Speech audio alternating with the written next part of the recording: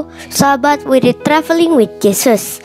Hari ini Sabtu 21 Agustus tahun 2021.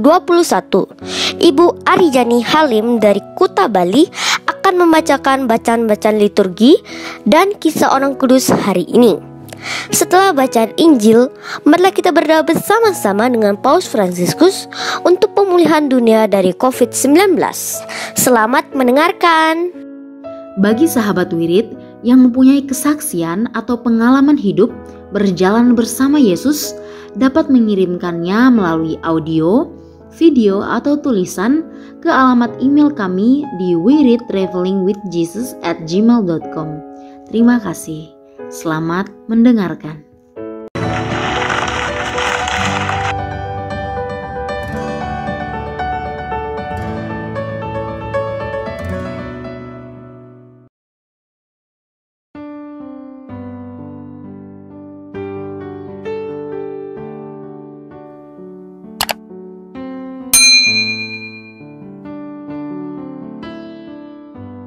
Bapak, Ibu, Saudara sekalian, selamat datang di channel Traveling with Jesus, teman baca Alkitab setiap hari bagi Anda semua.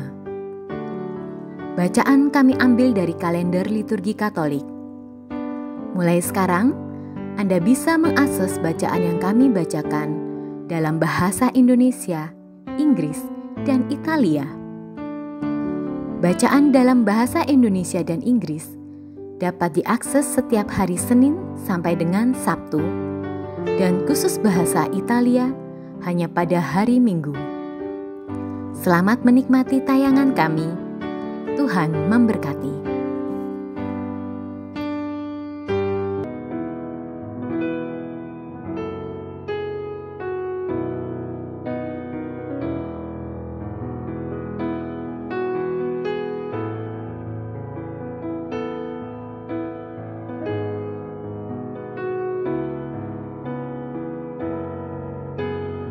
Orang kudus yang kita peringati hari ini adalah Santo Pius ke-10, seorang paus dan pengaku iman.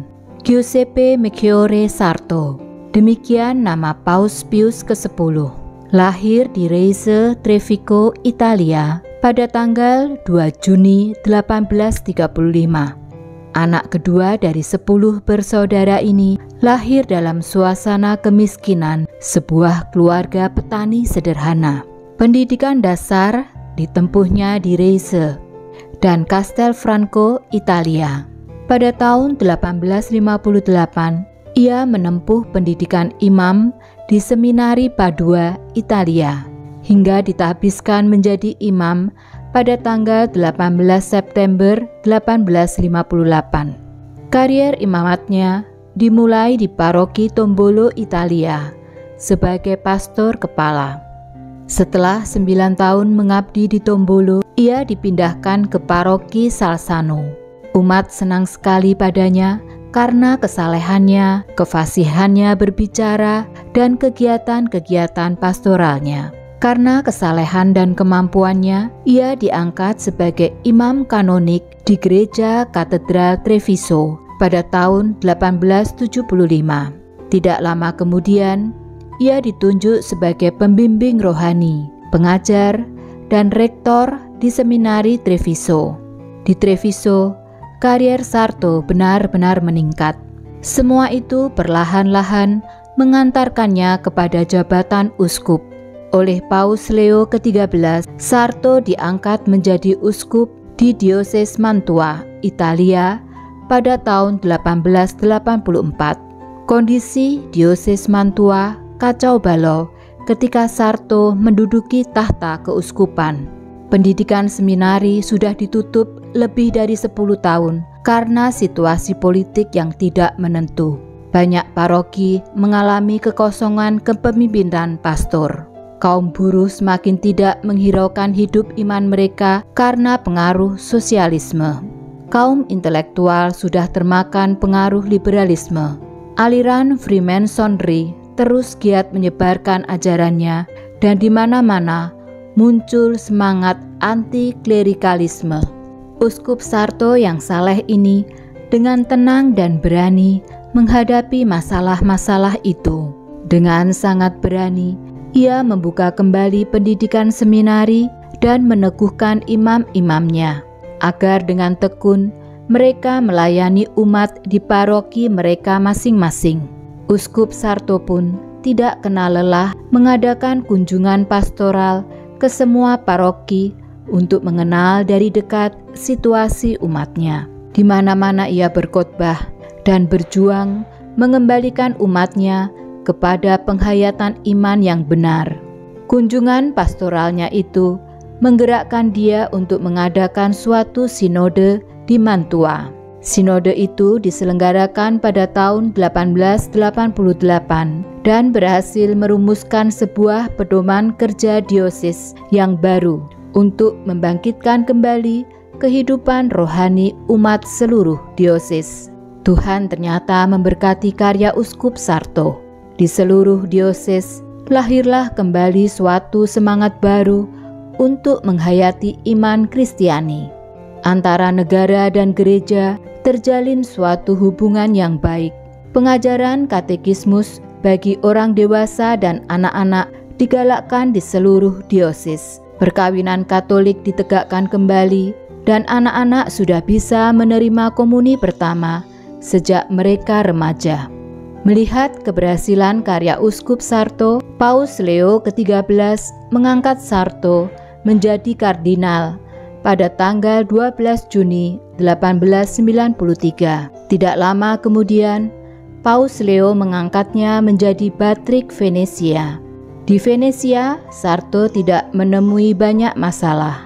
Namun ia mengadakan beberapa pembaruan di bidang pendidikan seminari, musik liturgi, dan metode pewartaan. Pelajaran agama yang dilarang oleh kaum Freemasonry diberikan lagi di sekolah-sekolah umum. Gereja Venesia benar-benar cerah di bawah kepemimpinan Patrik Sarto. Sepeninggal Paus Leo ke-13, para kardinal memilih Kardinal Giuseppe Melchiorre Sarto menjadi paus. Mulanya ia menolak menerima jabatan mulia itu.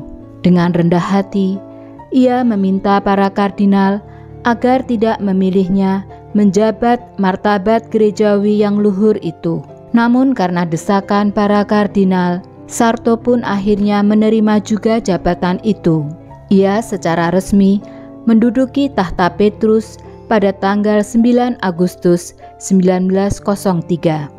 Tekadnya yang utama sebagai wakil Kristus di dunia ialah membarui segala sesuatu di dalam Kristus. Dua peristiwa penting yang mewarnai masa pontifikatnya adalah: pertama, pemisahan antara gereja dan negara di Prancis yang mengakibatkan hampir seluruh kekayaan gereja dirampas oleh pemerintah, tetapi sebaliknya memberikan kebebasan penuh kepada gereja dari kekuasaan sipil. Kedua, kutukan terhadap gerakan filsafat dan teologi aliran modernisme. Paus Pius ke-10 yang takut akan merosotnya otoritas rohani gereja mencela, bahkan mengutuk aliran modernisme itu. Dalam dekrit Lamentabili dan ensiklik Pascendi Dominici Gregis, Paus Pius ke-10 secara resmi mengutuk modernisme. Sikap Paus yang kelewat tegas ini mengakibatkan banyak pembantunya yang licik menggunakan kesempatan dan cara-cara yang tidak terpuji, bahkan tidak halal untuk ahli-ahli teologi yang berpikiran maju terhadap kegiatan kerasulan awam, khususnya di bidang sosial dan politik. Pius ke-10 selamanya bersifat curiga. Di samping ketegasannya itu, patut dicatat pula bahwa Pius ke-10 juga melakukan berbagai tindakan penting yang membantu gereja bersikap luas dan adaptif dengan situasi dan tuntutan zaman. Misalnya, kodifikasi hukum gereja, reorganisasi dan modernisasi Kuria Roma, pendirian lembaga studi dan pendidikan kitab suci, dan usaha membarui terjemahan kitab suci dalam bahasa Latin, Vulgata, yang diselesaikan pada tahun 1979. Ia berusaha keras menghidupkan ibadat umat, terutama musik liturgi, mengajak umat untuk menerima komuni kudus sesering mungkin, bahkan setiap hari. Ia juga memajukan devosi kepada Santa Perawan Maria. Meskipun ia seorang paus, ia tetap sederhana dan sayang pada umat. Semasa hidupnya, ia beberapa kali menyembuhkan beberapa orang dari penyakit mereka secara ajaib. Sebelum meninggal dunia, dalam surat wasiatnya, ia menulis, "Saya dilahirkan miskin, saya hidup miskin, dan saya ingin mati secara miskin pula." Beliau meninggal dunia pada tanggal 20 Agustus 1914 di Roma, 2 minggu setelah pecah Perang Dunia Pertama. Segera setelah ia meninggal dunia, terdengar banyak permintaan agar dia dinyatakan kudus oleh gereja.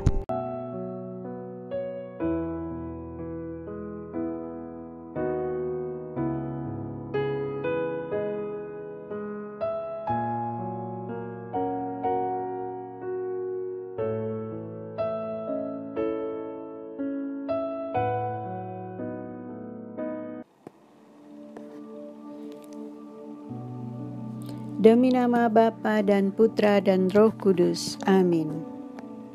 Datanglah ya Roh Kudus, datanglah dengan kekuatan hati Santa Perawan Maria yang tidak bernoda mempelaimu yang terkasih. Datanglah, bimbinglah kami, hiburlah kami. Katakan pada kami apa yang harus kami lakukan, dan bantulah kami memahami kehendak Tuhan dalam hidup kami melalui firman-firman yang kami dengar hari ini. Amin.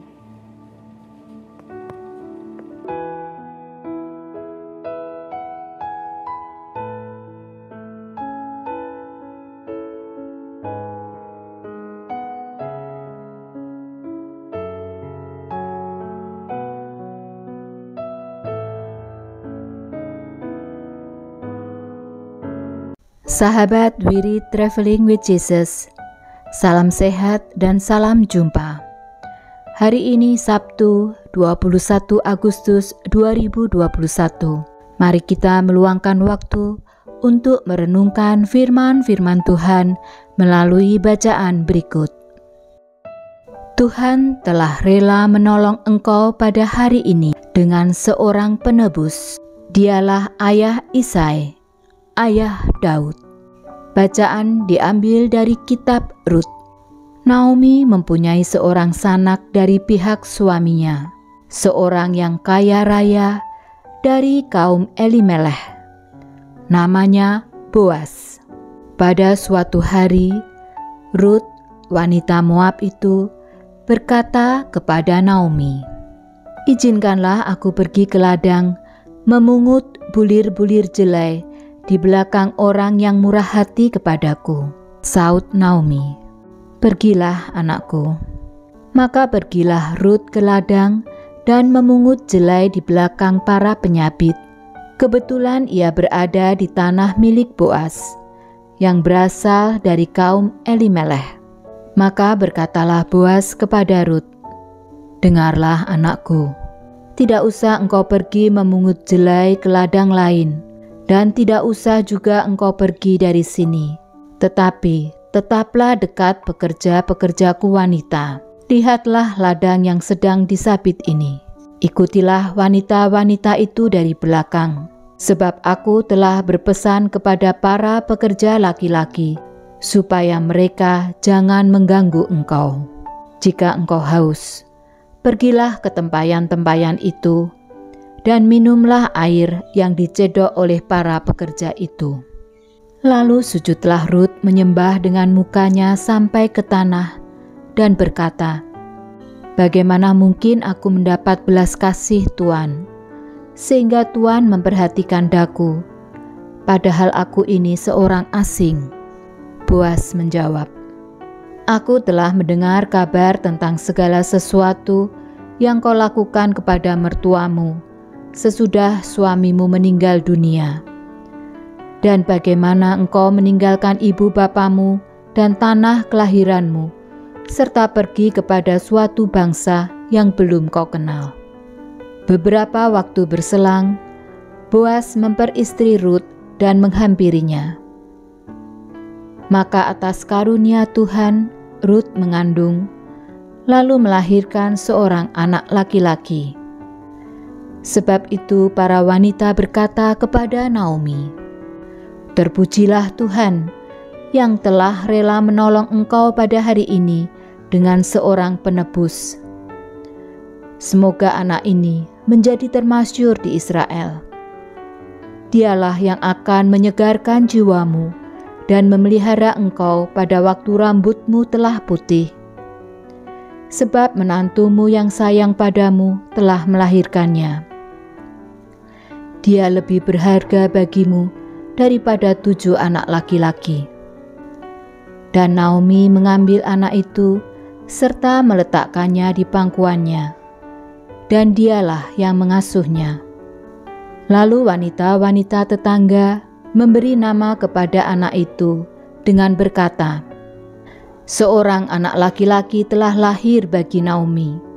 Anak itu mereka beri nama Obed. Dialah ayah Isai, ayah Daud.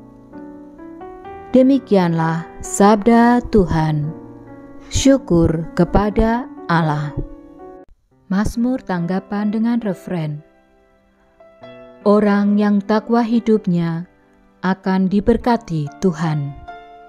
Berbahagialah orang yang takwa kepada Tuhan, yang hidup menurut jalan yang ditunjukkannya. Apabila engkau menikmati hasil jerih payahmu, berbahagialah engkau dan baiklah keadaanmu. Orang yang takwa hidupnya akan diberkati Tuhan. Istrimu akan menjadi laksana pohon anggur subur di dalam rumahmu. Anak-anakmu seperti tunas pohon zaitun sekeliling mejamu. Orang yang takwa hidupnya akan diberkati Tuhan. Sungguh, demikianlah akan diberkati Tuhan orang laki-laki yang takwa hidupnya. Orang yang takwa hidupnya akan diberkati Tuhan. Kiranya Tuhan memberkati engkau dari Sion. Boleh melihat kebahagiaan Yerusalem seumur hidupmu. Orang yang takwa hidupnya akan diberkati Tuhan. Aleluya, aleluya. Bapamu hanya satu, ialah yang ada di surga. Pemimpinmu hanya satu, yaitu Kristus. Aleluya, aleluya. Mereka mengajarkan tetapi tidak melakukan. Bacaan Injil diambil dari Injil menurut Matius. Sekali peristiwa, berkatalah Yesus kepada orang banyak dan murid-muridnya, "Ahli-ahli Taurat dan orang-orang Farisi telah menduduki kursi Musa.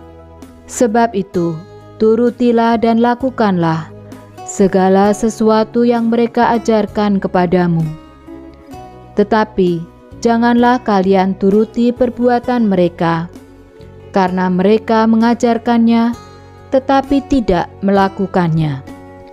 Mereka mengikat beban-beban berat, lalu meletakkannya di atas bahu orang, tetapi mereka sendiri tidak mau menyentuhnya. Semua pekerjaan yang mereka lakukan hanya dimaksud supaya dilihat orang. Mereka memakai tali sembayang yang lebar dan jubah yang panjang. Mereka suka duduk di tempat terhormat dalam perjamuan dan di tempat terdepan di rumah ibadat. Mereka suka menerima penghormatan di pasar dan suka dipanggil rabi. Tetapi kalian, janganlah kamu disebut rabi, karena hanya satulah rabimu, dan kalian semua adalah saudara. Dan janganlah kalian menyebut siapapun bapa di bumi ini, karena hanya satu Bapamu, yaitu Dia yang di surga. Janganlah pula kalian disebut pemimpin, karena hanya satu pemimpinmu, yaitu Kristus. Siapapun yang terbesar di antara kamu, hendaklah ia menjadi pelayanmu. Barang siapa meninggikan diri akan direndahkan, dan barang siapa merendahkan diri akan ditinggikan. Demikianlah Injil Tuhan. Terpujilah Kristus.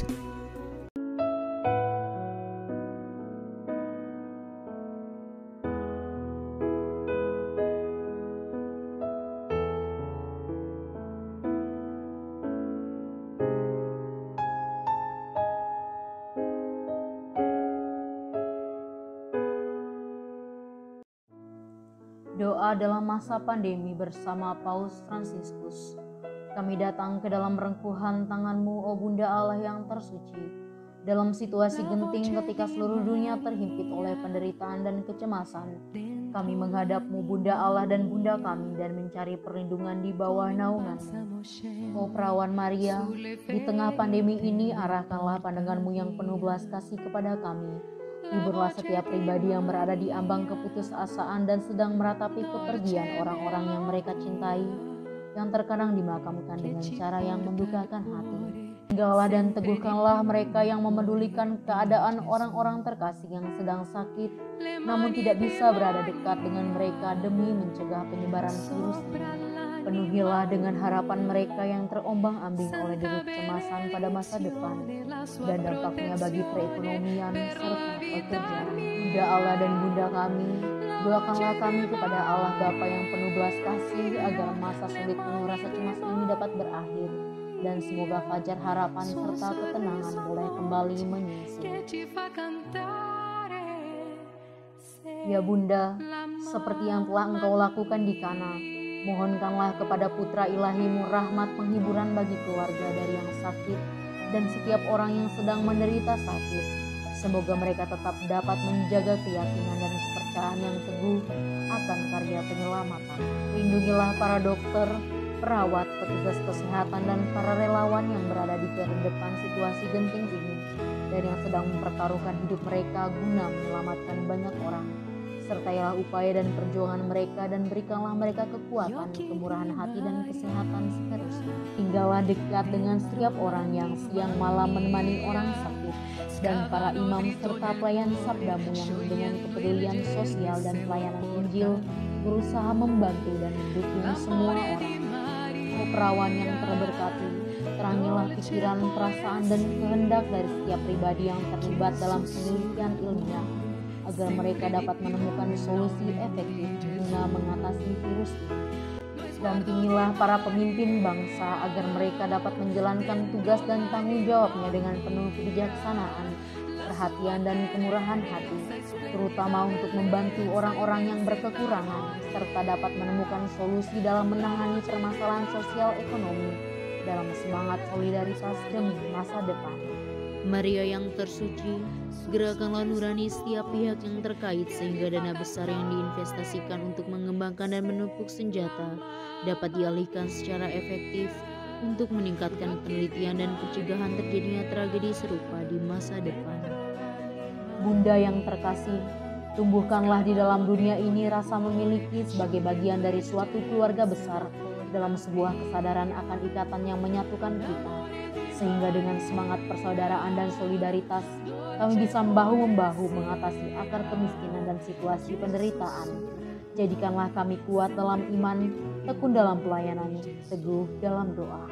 Bunda Maria, penghibur orang berduka, rangkulah semua anak-Mu dalam masa sulit ini, dan bawalah doa-doa kami pada Allah, agar Allah mengulurkan tangannya yang penuh kuasa untuk membebaskan umat-Nya dari situasi pandemi yang mengerikan ini, sehingga kehidupan bisa tenang dan pulih kembali. Kepadamu yang bersinar dalam perjalanan kami, sebagai tanda pengharapan dan keselamatan, kami mempercayakan diri dan harapan kami seutuhnya, ya Perawan Maria yang penuh kelembutan dan belas kasih. Amin. Salam Maria, penuh rahmat, Tuhan sertamu. Terpujilah engkau di antara wanita dan terpujilah buah tubuhmu Yesus. Santa Maria Bunda Allah, doakanlah kami yang berdosa ini, sekarang dan waktu kami mati. Amin.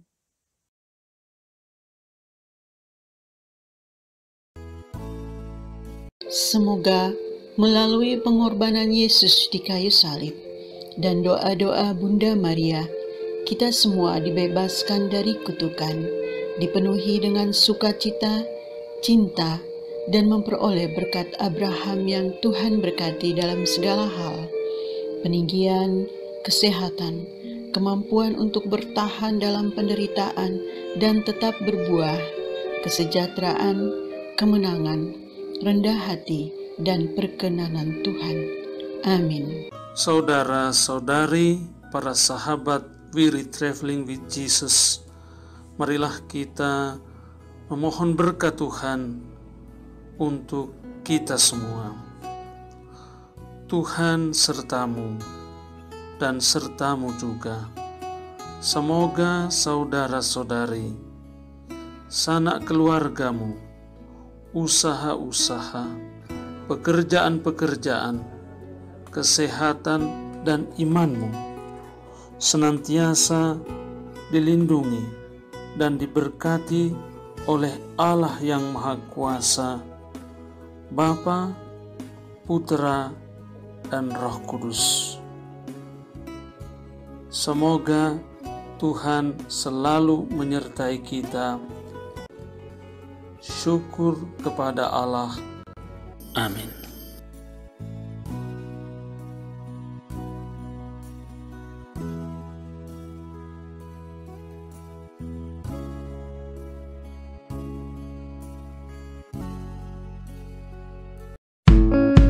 Demikian bacaan hari ini. Terima kasih sudah menonton. Jangan lupa subscribe, like kami di Facebook, dan follow kami di Instagram. Wirid Traveling with Jesus. Sampai jumpa lagi di video selanjutnya.